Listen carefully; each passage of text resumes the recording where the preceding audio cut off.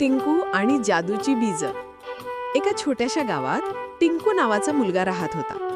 टिंकू खूप उत्साही आणि खट्याळ होता. पण त्याचं एक वाईट होतं, तो काहीच नीटपणे पूर्ण करत नसे.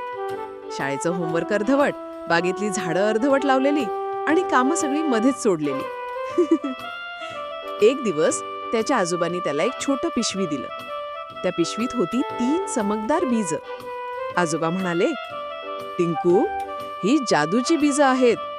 पण लक्षात ठेव, जादू फक्त त्या व्यक्तीला दिसते जी आपलं काम शेवटपर्यंत पूर्ण करते.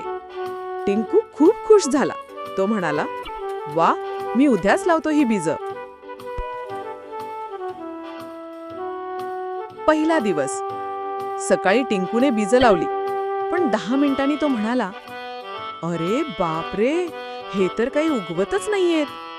आणि तो खेळायला निघून गेला. दुसरा दिवस. त्याने पाहिलं बीज थोडी अंकुरली होती. पण टिंकूला वाटलं, अजून मोठं झाड झालं नाही. आणि तो पुन्हा कंटाळून बसला. तिसरा दिवस. एक चिमणी येऊन म्हणाली, अरे टिंकू, तू जर रोज पाणी घालशील, सूर्यप्रकाश देशील आणि प्रेमाने काळजी घेशील तर हे झाड जादूचं होईल.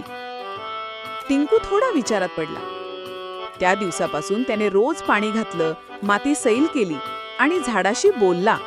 तो म्हणायचा, हाय माझ्या जादूच्या झाडा, आज तू हसतोयस ना? एक आठवड्यानंतर बीज मोठ्या झाडात बदलली आणि एका सकाळी झाडाच्या पानांवर सोन्यासारखी चमक दिसू लागली. त्यात लहान लहान घंट्या लटकलेल्या होत्या आणि जसे वारा वाहायचा त्या वाजायच्या, टिन टिन टिन. आवाज इतका गोड होता की संपूर्ण गाव आनंदात नाचू लागलं. आजोबा हसत म्हणाले, पाहिलंस ना टिंकू, जादू फक्त त्या हातात असते जे काम पूर्ण करतात. शिकवण. अर्धवट कामात जादू नसते.